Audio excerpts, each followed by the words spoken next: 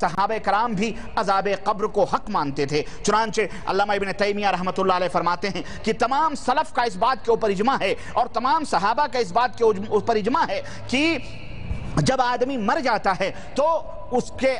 کے ایمان اور اس کے اعمال کے حساب سے قبر کے اندر عذاب اور ثواب یہ دیا جاتا ہے، اور یہ عذاب اور ثواب یہ روح کو بھی اور بدن کو بھی دونوں کو یہ عذاب اور ثواب دونوں ملتے ہیں۔ کبھی روح کو یہ عذاب دیا جاتا ہے اور ثواب دیا جاتا ہے، کبھی جسم کے ساتھ روح کو بھی تکلیف دی جاتی ہے۔ پھر جب قیامت کا دن ہوگا پھر وہ روح اپنے جسم سے ملے گی اور اس کے بعد میں حساب و کتاب ہوگا اور پھر جنت و دوزخ کے فیصلے کیے جائیں گے۔ علامہ نووی فرماتے ہیں کہ اہل سنہ والجماعہ کے نزدیک یہ عذاب قبر ثابت ہے، اور جو لوگ اس کے انکار کرنے والے ہیں وہ خارجی ہیں، معتزلہ ہیں، اور مرجیہ فرقے کے کچھ لوگ ہیں جو کہتے ہیں قبر کا عذاب وغیرہ کچھ نہیں ہوتا ہے۔ اور آج کے دور میں جو لوگ قبر کے عذاب سے انکار کرتے ہیں یہ وہی خارجیوں کے جو کافر تھے، انہی خارجیوں کے، معتزلہ کے اور خوارج کے اور یہ مرجیہ جو اپنے آپ کو کہتے ہیں فرقہ، ان لوگوں کے اعتقاد اور افکار سے متاثر ہیں، اور وہی فکر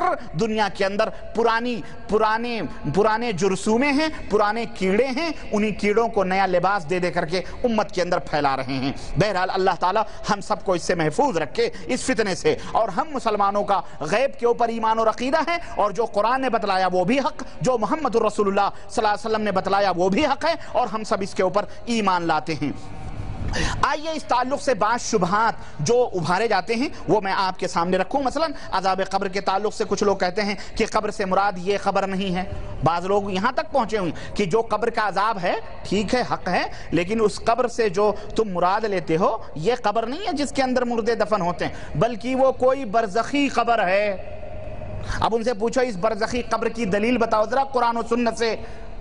تو پھر آئیں بائیں مارتے ہیں، پھر شبہات پیدا کرتے ہیں، اور وہ میں بتاؤں گا وہ شبہات کیا ہیں۔ وہ کہتے ہیں بعض لوگوں کو مچھلیاں کھا لیتی ہیں، تو اگر تم کہو کہ یہ قبر یہی ہے، بعض لوگوں کو شیر کھا جاتا ہے پورا، تم کہو یہی قبر ہے، تو پھر اس کو کہاں عذاب ہو رہا ہے، اس کو کیسے عذاب ہوگا؟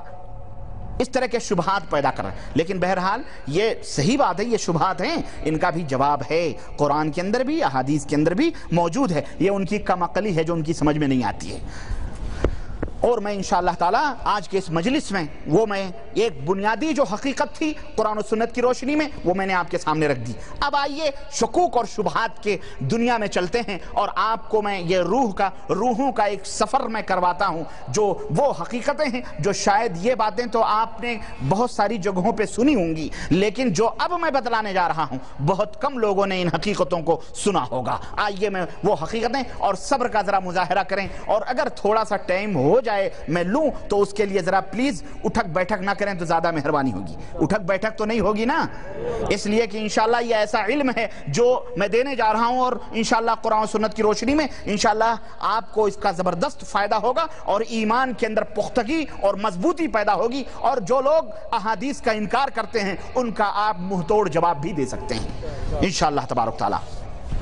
کچھ لوگ کہتے ہیں کہ قبر سے مراد یہ قبر نہیں برزخی قبر ہے، کچھ لوگ کہتے ہیں قبر کا عذاب ہی نہیں ہوتا، بہرحال اس طرح سے، اور کچھ لوگ کہتے ہیں کہ اگر قبر میں عذاب یا ثواب مانا جائے تو پھر میدان محشر میں حساب و کتاب جو ہوگا اس کا کیا مطلب ہے کہ نہیں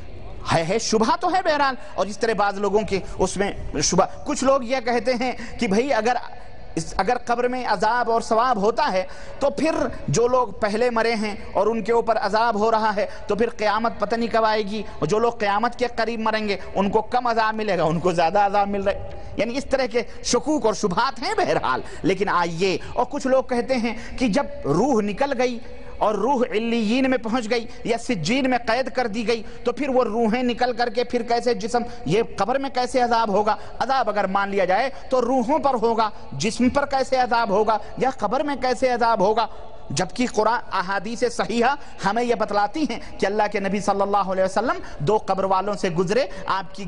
کی اونٹنی بچ کی، آپ نے فرمایا ان دونوں قبر والوں پر عذاب ہو رہا ہے۔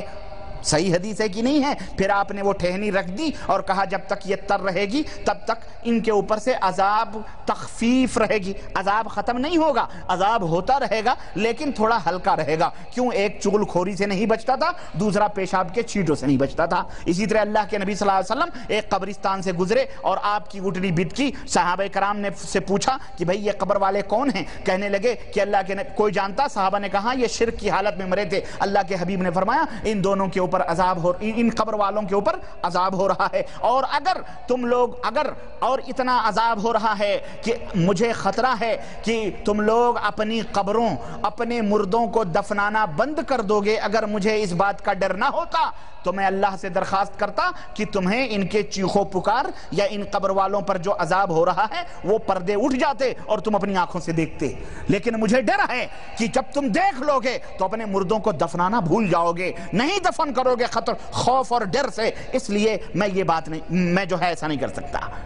تو اس کا مطلب اسی طرح سے ایک بڑھیا جو مری تھی کالی کلوٹی، رات کو صحابہ کرام نے اس کو دفن کر دیا تھا، صبح اللہ کے نبی نے اس کو نہیں دیکھا تو اللہ کے نبی نے فرمایا وہ عورت کہاں گئی؟ صحابہ نے کہا اسے دفن کر دیا گیا، وہ مر گئی۔ اللہ کے نبی نے فرمایا مجھے اس کی خبر بتلاؤ، اس لیے کہ تم لوگوں کی قبریں کسی کے مرنے سے تاریک رہتی ہیں، جب میں اس کے اوپر نماز جنازہ پڑھ لیتا ہوں تو ان کی قبریں روشن ہو جاتی ہیں۔ اس حدیث پاک سے معلوم ہوتا ہے کہ قبر، اسی طرح قرآن کریم کے اندر اللہ کے حبیب صلی اللہ علیہ وسلم نے جب ابی ابن کعب کی قبر کے اوپر، جب ابی ابن کعب کی نماز جنازہ پڑھائی اور حضرت عمر بن خطاب نے آپ کو روکا، لیکن آپ نے کہا میں پڑھاؤں گا جب تک کہ اللہ مجھے نہ روک دے۔ اس کے بعد اللہ تبارک و تعالیٰ نے قرآن نازل فرمایا لا تقم فیہ ابدا، ان کی مشرکوں کی قبروں پر آئندہ کھڑا نہ ہونا۔ اس کا مطلب یہ ہے کہ قبر کے اندر عذاب ہوتا ہے، اور یہ قبر وہی قبر ہے جس کے اندر ہم اپنے مردوں کو دفن کرتے ہیں، یہی قبر ہے، اور اس کے علاوہ بے شمار دلائل ہیں، بے شمار دلائل ہیں، ہے کہ نہیں ہے؟ بے شمار دلائل ہیں جو میں انشاءاللہ تعالی آگے بتلا رہا ہوں۔ المہم